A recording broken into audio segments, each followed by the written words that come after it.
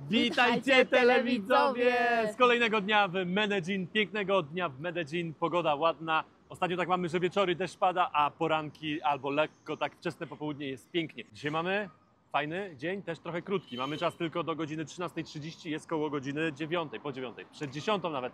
Więc mamy do zobaczenia dzisiaj Pablo Escobara, czyli jego grób, cmentarz tam, gdzie leży. Jak się uda, to pojedziemy jeszcze tam, gdzie więzienie sobie zbudował.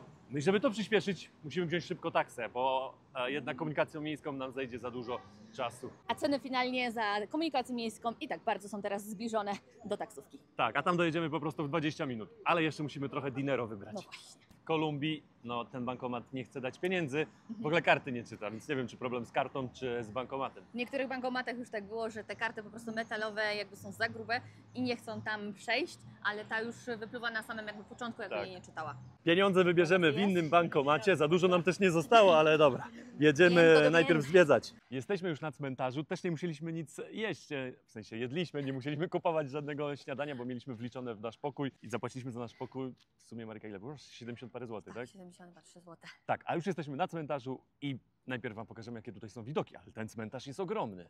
Tak, ja przyjechałam tutaj i mówię do pana już na wjeździe, ja mówię, to cmentarz, to jest ogromne. To wygląda jak jakaś w ogóle ulica. Tutaj za nami samochody Park. jeżdżą, tam park, dokładnie. Normalnie samochody jakby była to jezdnia jakaś taka, nie wiem, tak? Dokładnie, Dookoła. jakby park jakiś duży taki. Na takim wzgórzu ten cmentarz jest zbudowany. Zobaczcie, jaki tutaj widok jest.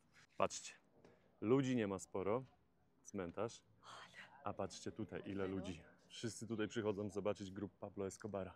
Cała grupa już poszła, teraz wam pokażę, jak wygląda grób Pablo Escobara. Jest tutaj napisane Pablo Emilio Escobar Gaviria. Urodził się 1 grudnia 1949 roku, a zmarł 2 grudnia 1993 roku. Żył 44 lata. Tutaj też są pochowani inni członkowie jego rodziny. Jak oglądaliście serial Narcos, to wiecie, że jego matka była cały czas przy nim i patrzcie, jego matka zmarła dopiero w 2006 roku. Urodziła się w 1917. No to zobaczcie, jest jaka różnica, jeszcze ile żyła lat po śmierci Pabla. Pablo to bardzo kontrowersyjna osoba w Kolumbii. Jedni go kochają, drudzy go nienawidzą i jak tutaj kogo nie spotkacie, kogoś, kto żył w tamtych latach, czyli powiedzmy do jego śmierci, no to ludzie w Medellin uważają, że każdy członek rodziny stracił kogoś z rąk Pabla, czyli za zlecenie, albo w jakichś zabójstwach, albo morderstwach. Tak jak wspomniałem, jedni go nienawidzili, drudzy kochali i jak sobie tutaj wyczytałem, to ceremonia pogrzebowa, która się odbyła dzień po śmierci Pabla, no to była największą ceremonią pogrzebową, jeżeli chodzi o całą historię Kolumbii. Podobno na jego pogrzeb przyszło około 30 000 osób. Wychodzimy już z cmentarza, też nie mamy już za wiele czasu pojechać na te więzienie, które on sobie tam zbudował.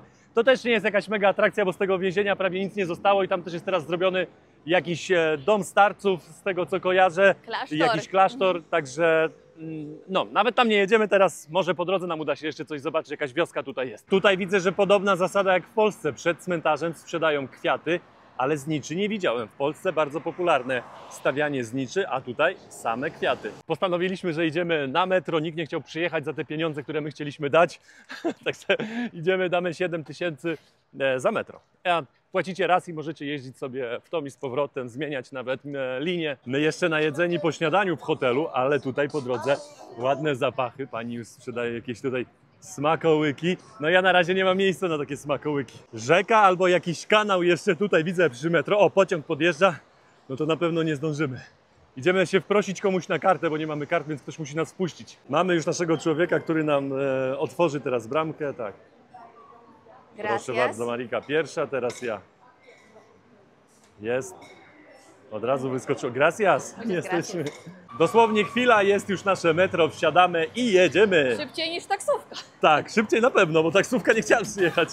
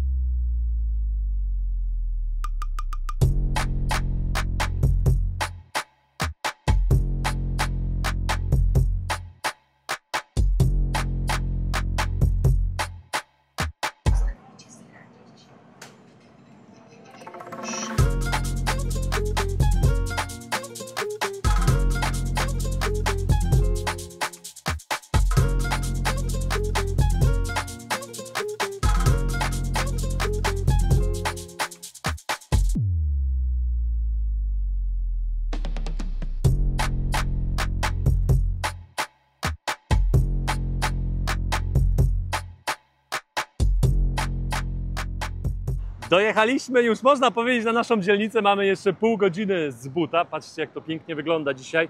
Ładna pogoda, stacja metra, tory cały czas wzdłuż tego kanału. No my idziemy z buta, jednak odpada ta wioska, do której mieliśmy iść, bo Mari ma zajęcia za chwilę. No, za jakieś półtorej godziny. Półtorej godziny To byśmy się nie wyrobili. No niestety, następnym razem będzie to tutaj zwiedzać. A jeszcze tak sobie idziemy i rozmawiamy, jakie emocje nam towarzyszą po odwiedzeniu właśnie grobu Pabla. No i ciężko powiedzieć, wiem, że on ma swoich zwolenników i przeciwników. Dużo dobrego zrobił, ale też dużo złego. Także to jest takie mieszane, bo i nakupował ludziom groby i dzisiaj widzieliśmy tak samo, jak ktoś przyszedł taki jakby, no nieznajomy, ale może ktoś z rodziny, dalszej rodziny może, przynajmniej nam wydawało. No i to jest takie uczucie, że na pewno coś dobrego dla kogoś zrobił, z drugiej strony innym też dużo zabrał. Ludzi, rodziny, ojców, matki, dzieci, także no można by było tu dyskutować. Znowu ja już trochę zmieniłem podejście na temat Pabla. Kiedyś jakby byłem bardziej za Pablem, ale teraz wiem, jakby inaczej go odbieram. Po prostu dużo złego zrobił. To, że zrobił coś dobrego i komuś kupił dom razy 1000 powiedzmy, czy postawił, no to nie znaczy, że mógł robić te rzeczy, które robił, a zrobił naprawdę dużo złego. Zdecydowanie nie jestem za tym, co zrobił, dlatego powiedziałam, że można by było tutaj polemizować. I tak jak powiedziałeś, to też się z tym zgadzam. No mówię, no człowiek wybudował tak samo to miasteczko dla biednych, no pomógł im, ale ile ludzi przy tym straciło życie, no to już jest druga sprawa. To tak jak ja pomogę komuś na ulicy, dam mu 100 zł, ale jutro pójdę kogoś zabiję. No ja no i jestem na... No, ani jakby tutaj nie ma... No nie ma rangi, dokładnie, nie ma rangi, dlatego... No mówię, zrobił wiele jakby dobrego, ale też no, zabrał więcej niż zrobił. No dokładnie. Jaka konkretna fura, a to akurat śmieciara.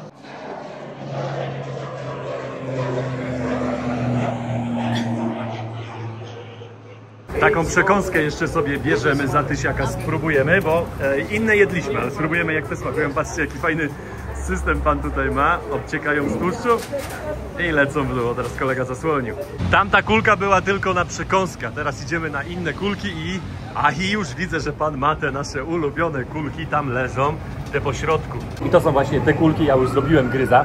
Tutaj jest pyszny sos z papryczek ahi. Guaca.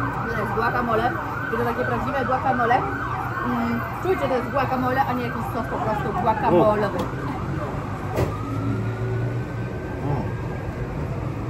Rewelacja. A w środku są ziemniaki, mięso mielone z wołowiny i to jest w takim cieście i pieczone na głębokim oleju oczywiście. Tutaj na pełną skalę, patrzcie jakie empanady piękne wychodzą z tego tłuszczu. Mega tłuste i kaloryczne, ale kto by się tam dzisiaj przejmował? Rozłączyliśmy się z Mariką, Marika wróciła do hotelu, musi teraz przygotować się do pracy, a ja idę poszukać bankomatu, gdzie będę mógł wybrać pieniądze, bo dzisiaj wyjeżdżamy i musimy mieć pieniądze przy sobie, bo mało nam zostało, a trasę mamy około 7 godzin dzisiaj. Przez park przechodzę jakiś i patrzcie, jak dobrze kombinuję i dobrze myślę, no to jest kawa. Tutaj też, patrzcie, zielone jeszcze. 15 minut miałem do kolejnego banku tej firmy. Zobaczcie, my przyjezdni możemy wybrać 2 miliony, a miejscowi tylko 600 tysięcy z bankomatu. To też dziwne. No i trzeba zapłacić 22,5 tysiąca za transakcję, czyli wychodzi jakieś 20 zł. Potwierdzamy i zaraz sprawdzę, czy będzie liczyło. Jak będzie taki głos... O! Jest. Liczy? Nic się nie dzieje. O, teraz dopiero liczy. Słychać, liczy trochę tych pieniędzy. I no dawaj kolego, będę milionerem. No i jestem milionerem, moi drodzy. 2 miliony peso. Mari skończyła już pracę, mamy 45 minut do odjazdu naszego autobusu, więc zamawiamy taksę i jedziemy na terminal południowy, bo jest północny i południowy. Południowy jest w centrum. O, odwołał. Odwołał. Ech, tak to bywa czasami, jak się te tanie bierze. InDrive jest fajny, bo InDrive wystawiacie ofertę, jaką wy chcecie, albo oni wystawiają i akceptujecie, albo nie. Nie, że jest narzucona. Zadyszkę. Zadyszkę.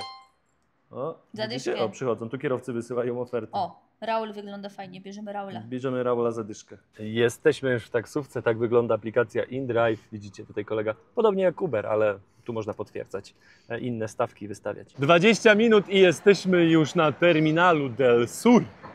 Jest, kolega tutaj pozdrawia, tak. Idziemy odebrać bilety.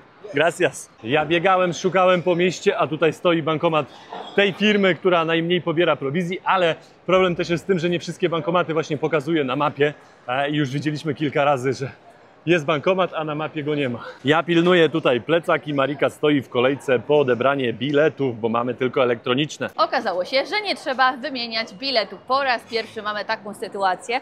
Pani skierowała nas od razu do bramki. To idziemy. Ponoć 7. Musimy się kierować na 7. O, jeszcze tutaj jakiś check-in, to coś innego, ale ja nie wiem, czy mamy jakieś QR-kody. Zaraz zobaczę. Sprawdzają bilety. Już widzę tam autobusy, teraz trzeba znaleźć tylko nasz. Bramka numer 7, więc zaraz zostawimy te manaty wszystkie, mam nadzieję.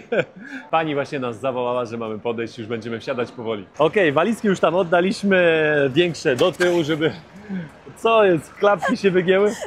Tak, i wchodzimy już do autobusu. Niewielki autobusik. Czeka nas dość długa podróż. Już wcześniej Wam mówiłem, że będziemy jechać około 7 godzin, ale widzę, że ostatnie 2 dni znowu się opaliłem. Będziemy jechać około 7 godzin. Niektórzy jechali 8, niektórzy 8,5. Różnie, w zależności na trasie. I tą firmą jeszcze nie jechaliśmy. Jedziemy nią pierwszy raz. W takim razie ruszamy, mamy 5-minutowe spóźnienie. 5 minut potrzebowaliśmy po starcie i już zajadamy.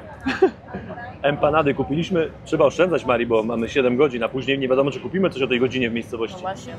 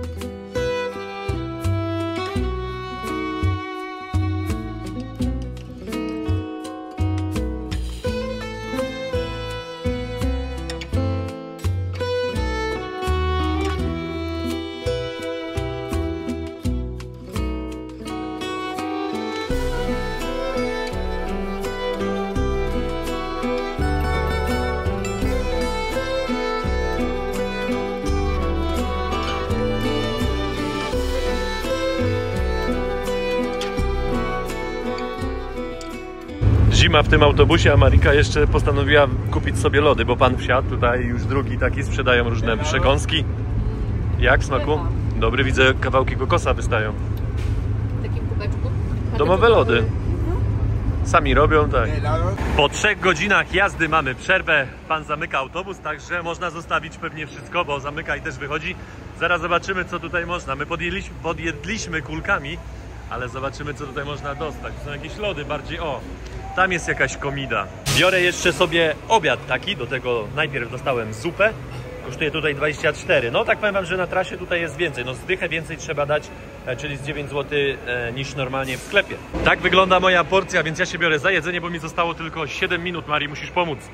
Pomogę. I jesteśmy. 6 godzin, 5 minut dojechaliśmy do miejscowości. Dobrze było. To szybko przyjechaliśmy, a bez żadnych opóźnień idziemy. O godzinę nawet szybciej niż było napisane w aplikacji. Jaki piękny mural od razu przy stacji. Wjechaliśmy na prawie 2000 metrów. Idziemy, mamy jakieś 10 minut, ale jak tutaj spokojnie, nic się nie dzieje. Tak myśleliśmy właśnie, że nie będzie co do jedzenia kupić później. Ale zobaczymy, no mamy jeszcze 2 kulki. Zobaczymy, Mamy przejdziemy 2 pomidory, 3 pomidory. Tak, przejdziemy przez całą miejscowość, to będziemy wiedzieć. Niewielka miejscowość, a jest straż pożarna, ale patrzcie, co tu jest napisane. Bomberos Voluntarios, czyli taka OSP nasza. Tak, czyli OSP Rokosowo, no to tutaj takie same, patrzcie, tak ale samo jakie to działa. nowe samochody. No, ładnie to Ładne. wygląda. Zainwestowane pieniądze tutaj też, patrzcie, to jaka fura. Wygląda jak karetka w Ameryce. Ładne budynki, właśnie my dla tych palm tutaj przyjechaliśmy. Ale dzisiaj już wam nie będziemy tutaj pokazywać, nie będziemy też latać po tym mieście, bo to jest wszystko zamknięte. Ale te domki wyglądają naprawdę pięknie. Spokojna ulica. A ja właśnie do Marcina powiedziałam, że jakie te ładne palmy tutaj są i że nie jesteśmy nad morzem, nad oceanem, a tutaj palmy. Zapomniałam przez tą chyba już jazdę, że my specjalnie właśnie dla tych palm tu przyjechaliśmy. No i jeśli pogoda jutro dopisze, no to jutro to zrobimy. Doszliśmy na główny plac. Patrzcie, jaki piękny. Pamiętacie w Via de Leyva, jaki był duży? No to tutaj też jest konkretny Ale kwadrat. tu się dzieje, ja myślałam, że tu wioska, wszystko zabite dechami, Tak, a nic tu nie będzie, a tu muzyczka, bar. imprezki, bary tam za Mariką. Jeden, drugi, trzeci, mecze puszczają. Tutaj jest kościół na środku, jak to w takich miasteczkach bywa. Jesteśmy naprzeciwko kościoła i patrzę, na wieży zegar, działa. Ale ta miejscowość mi się spodobała. No kolorowa muzyczka gra wszędzie. Dobra, idziemy, bo my mamy trochę tych bagaży, trzeba to zostawić. Jesteśmy już pod drzwiami, mamy kody, ale nie możemy być za głośno, bo ludzie podejrzewam, że już śpią. Już jesteśmy, tutaj taki jest mural przy wejściu do nas do pokoju. Mówię cicho, bo tutaj też są pokoje 1, 2, 3. Tak wygląda nasz pokój, 75 zł, około 83 tysiące. Patrzcie, jest telewizor, też mamy mural. O, biało-czerwona flaga, szybko. Jest Indonezja, ale Polski nie ma. No dobra, duży minus. Mamy łóżko, patrzcie, za niewielkie pieniądze, a warunki naprawdę fajne. Łazienka. Deski nie ma. Deski nie ma? Nie. O, deski nie ma, no to już jest minus za brak deski. Prysznic, o, też będzie zimny. I jeszcze co najlepsze Ale tutaj. kuchnia jest, więc można podgrzać wodę. Tak, kuchnię mamy. Tutaj mamy taki balkon. Można sobie posiedzieć, wypić kawę z widokiem, a widok będzie tutaj, już widać palmę. Mam nadzieję, że tutaj dalej też będą jakieś ładne. My się szybko wykąpaliśmy, bo woda była tylko do 10, miała być do 10 ciepła, była 10:30 czy nawet później i jeszcze była ciepła. I teraz bierzemy się za kolację. Jemy te kulki, które nam zostały, żeby już jutro ich nie dojadać, jutro zjemy coś świeższego.